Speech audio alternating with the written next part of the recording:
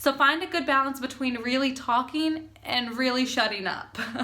Okay, hello everybody and welcome back to my channel. So today I wanted to give you my top 10 reasons why you are probably not getting hired at your flight attendant interviews. So in this I'm going to be talking about things that will apply to your video interviews, to any phone interviews, any webcam interviews, any face-to-face interviews.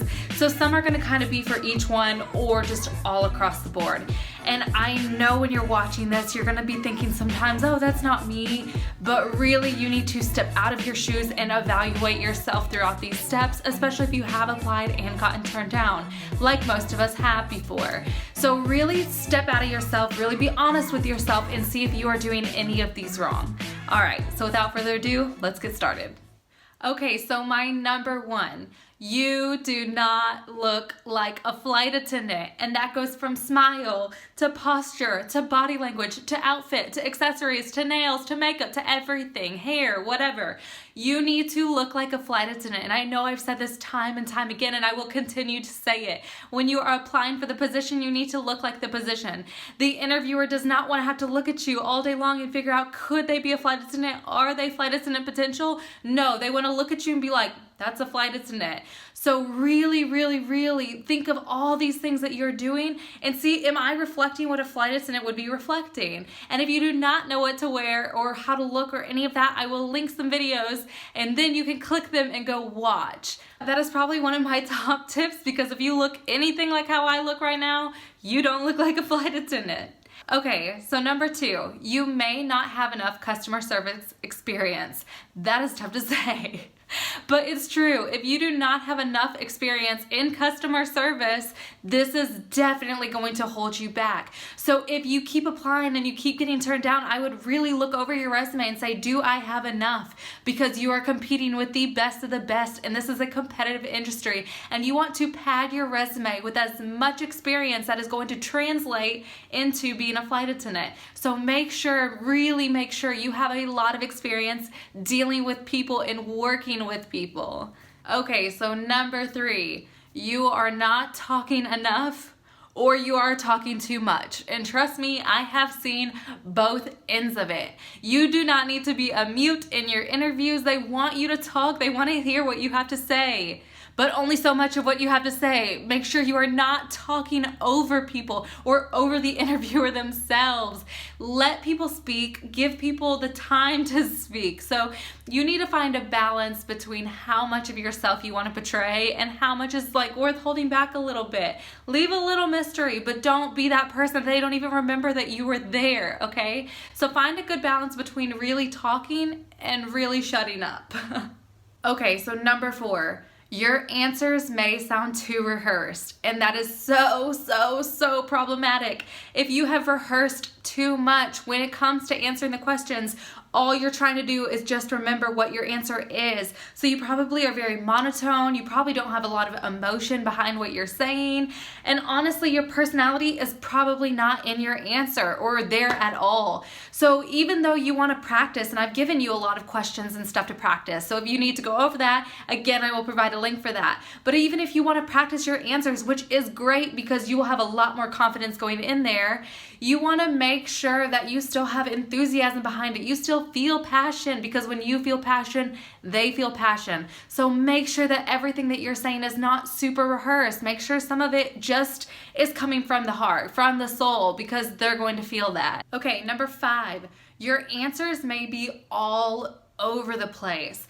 You need to really stop and be concise with what you're saying. Really listen to the question and hear what they're asking you, and then get to the point, because I know, especially when you haven't practiced enough, you have a tendency to ramble. Same, okay? So you'll just kind of start rambling and going on these tangents, and then all of a sudden you forget the point, they forget the point, and it doesn't help anybody.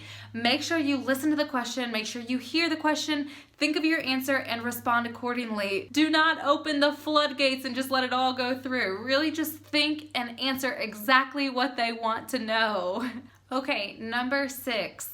You did not follow instructions. So if they ask you to bring stuff, bring stuff. If they need a passport, if they need pins, if they need whatever they have asked you to bring, make sure you follow instructions and bring it.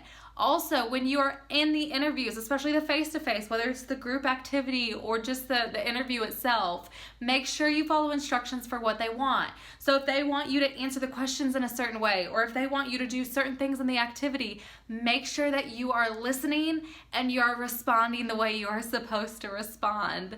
Because they want to know when you get onto the line, you are going to listen and you are going to follow instructions. You are going to follow policy and procedures. This stuff is very important on the line, so it's very important in your interviews. Okay, so number 7, and this one applies more with face-to-faces unless you're just having a conversation with yourself. But make sure you are not having side conversations when the interviewer is doing presentations. So usually in your face-to-faces, they will be having presentations, they'll be going over things, and these are very, very useful things as far as like your health benefits, as far as what to expect on the job, a day in a life, things like that. These are things you really need to be listening to. So even if you miss something and later have a question, so there will be a time that you can ask these questions and you can be like, hey, I kind of missed this. Can you please go over this one more time? Do not ask your neighbor. Please do not ask your neighbor, because they need your undivided attention. They need to know when you go to training, you're going to give your instructors there your undivided attention. So really that has to do with being just respectful and then responsible to getting the information that they are trying to give you, because you usually have only one day to do these interviews. So it's really, really important that you just kind of absorb everything they are trying to give you. So if they notice there's too much side talk going on or too much side conversations, they're going to see that as rude and probably write you off right there. So really, really listen to what they have to say, because I promise you it's important, or they wouldn't waste your time with it. Okay, number 8. You are asking the wrong questions in your question and answer. Okay, so when it comes to the question and answer part of the whole interview process, you want to make sure that you're asking questions that still reflect you in a good light. So usually mergers, like I have mentioned, can cause some tension and some drama. So really think, is this something that I should mention? Is mentioning a company's drama what I should mention in an interview? Also think, like, a lot of companies want you to be flexible, and I've also said this before. They will not hire you for being a commuter, because they do know that some people just can't move. But they do want you to be as flexible as possible. So you need to make the personal decision. Should I mention commuting when I'm in my interview?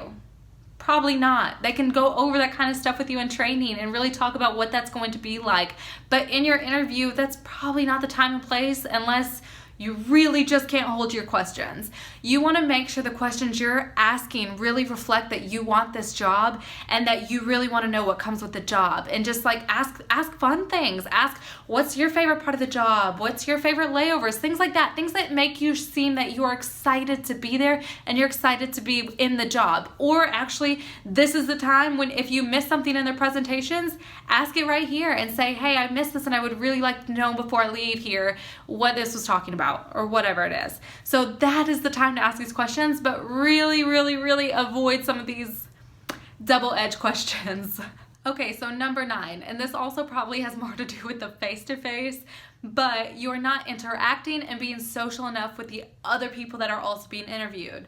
So they want to know that you can work in a team. They want to know that you can meet people on the spot and interact with them in a comfortable situation where everybody's happy, everybody's flowing, smiles are flowing, laughs are flowing, things like that. Because every day that you're on the plane, you're going to meet new people. So they want to make sure that you're not shy in front of new people. So they really want to see great interactions. But again, don't talk over people. Really listen sometimes to what they have to say, but they do want to see that you can interact with new people, new faces, and everything like that.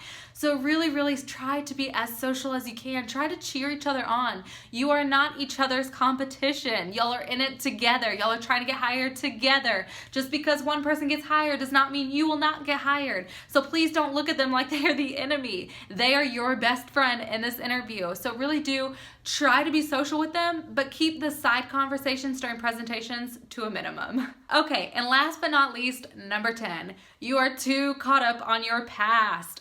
I understand. You have such an exciting background and you want all these people to know about your such exciting background. But at the same time, you are here for your future, not for your past. So yes, it's exciting to say like, oh, I did this or whatever it is, but understand the goal you are trying to achieve and the future you want, and keep that in mind. Keep that as your number one. So really don't bring up things of the past too much unless they really show like they're going to translate over to being a flight attendant. So you might want to use this for customer service, but don't make it sound like you're not ready to leave this behind to go be a flight attendant, okay? If that makes any sense whatsoever. Just really focus on the future and being with the company and all the great things that are going to happen to you when you get this job. And try and leave some of the other stuff behind, unless of course it's to answer your customer service questions. Okay, so I hope all 10 of these things really help you, and I hope that you can really reflect on some of the things you're doing really right and some of the things you may be doing really wrong. And that's just it, is we all have to live and we learn. So you're gonna do the interviews, you're gonna self-reflect if you don't get it, and you're gonna say, this is what I can do better next time. And if you can't be critical of yourself, find somebody that would be more than happy to be critical of you, because I promise you there's tons of people out there. Just get on social media.